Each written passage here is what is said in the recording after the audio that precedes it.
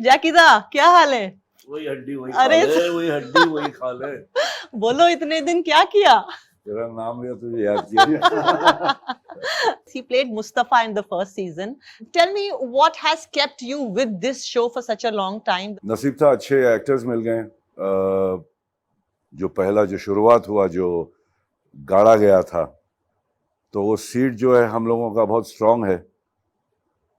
विक्रांत नासी बाबा था, हमारे बाबा और थे। फिर वो तिग्मांशु ने शुरुआत की उसकी, एक पहला एक एपिसोड में मुझे एक सीन उनके साथ करने मिला, उनने छोड़ दिया, तो वो एक टेम्पो बैठ गया। और फिर विशाल पुरिया बाबा ने हम सबको संभाल लिया बच्चों की तरह। हम लोग ने वही किया जो दिल में आया, और जो जिस तरह से डायलॉग दी गई, और कुछ कुछ अपना इम्प्रोवाइजेशन था, कुछ अपनी जबान है यहाँ की। मैं बात अभी आप लोगों से कर रहा हूँ, ये थोड़ा सा हिंदी कुछ ज़्यादा लग रहा है, मगर मैं जब बोलता हूँ तो वैसे ही बोलता हूँ जो मैं वहाँ बोल रहा हूँ। तो मेरे लिए बड़ा आसान सा था उसको फील करना, वो कैरेक्टर को फील करना। जबान अलग थी कहीं, द से दिल, द से दुनिया, द से देवर, द से दोज़ख, द से दस्तूर। वो देवदास में जबान कुछ ऐसा था। ये तो मेरी जबान थी जो मैं कह रहा था। जी पंकज जी, क्रिमिनल जस्टिस के 3 सीजन्स आ चुके हैं और तीनों में आपके ऊपर पूरी स्पॉटलाइट है, तो क्या नया अंदाज आपने माधव मिश्रा के रोल में डाला जो ये इतना पॉपुलर हो गया? एक तो राइटिंग का क्रेडिट है, जो जैसी राइटिंग होती है। सीजन 1 में श्रीधर राघवन थे और तिग्मांशु धा थे, धुलिया जी, तिग्मांशु धुलिया। तो मुझे याद है, एक पहला ही सीन हम कर रहे थे उनके साथ, डे 1 पुलिस स्टेशन के बाहर। रात को आता हूँ मैं, विक्रांत थाने में आया है वो ड्रंक एंड ड्राइव एक्सीडेंट के केस में।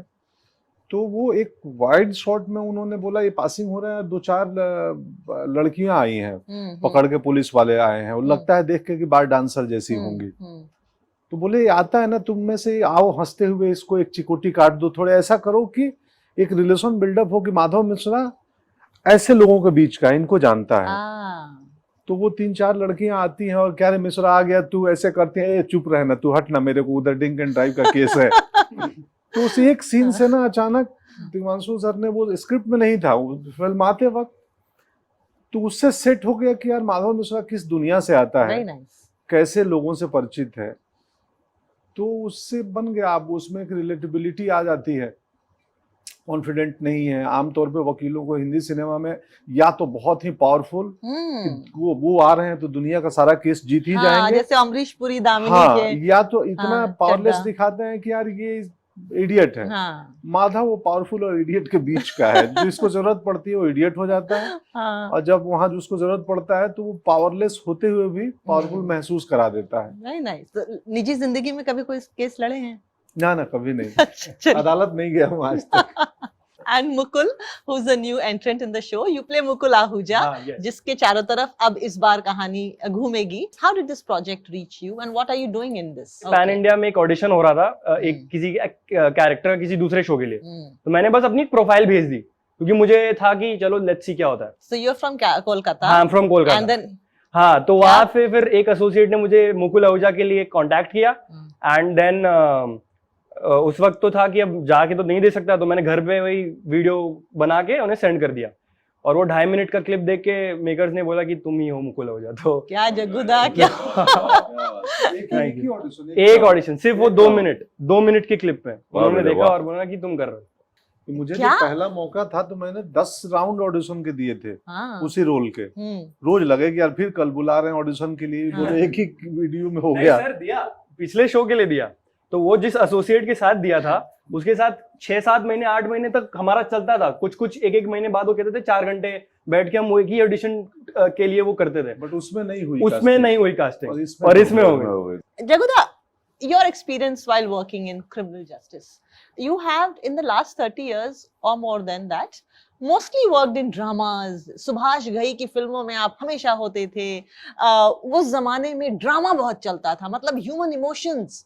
The OTT world or this phase is changing everything that was popular entertainment 40 years ago. मुझे लगता है जज्बा चलता है, प्लेटफॉर्म्स बदलते रहते हैं, जज्बा चलेगा, कहानियां चलेगी, अच्छे परफॉर्मेंसेस चलेगा। तो नसीब रहा है कि OTT आया, हम पहले बार और क्रिमिनल जस्टिस को लेकर आए और हम उसके रखे अंदर। अब इन लोगों को पानी डाल के खा रहे, फल खाएंगे, अभी मजे लेंगे। Tell me that one scene which made it the entire experience worth doing it for नहीं, you. मैंने तो पूरा एक सीन याद है मुझे जो आई थिंक 5th एपिसोड में आया है, जहां मैं ही बोलता हूं कि बच्चे के बारे में, कि वो बच्ची न्याय के लिए आवाज दे रही थी, हमने नहीं सुनी, और आज ये बच्चा उसी न्याय के लिए आवाज दे रहा है। उसमें एक लाइन है कि न्याय बदला नहीं होता योर ऑनर, बदलाव की उम्मीद होती है। तो ये समझना कि आजकल की हाई प्रोफाइल केसेस में, जैसे इस केस में वो सेलिब्रिटी बच्ची एक्ट्रेस रही है, कि मीडिया का दबाव होता है पुलिस के ऊपर, और पुलिस जल्दी में मिले हुए उत्तर को सही उत्तर मान लेती है। सही बात है। तो वो सीन में मुझे लगा कि वो बहुत ही, सिर्फ क्रिमिनल जस्टिस नहीं, वो ऐसे आम सिनारियों में भी वो इम्पोर्टेंट सीन है लीगल सिस्टम के लिए। वेरी नाइस, कि जो आंसर आसानी से मिल गया, जरूरी नहीं है कि वो सही आंसर ही हो। बहुत अच्छा।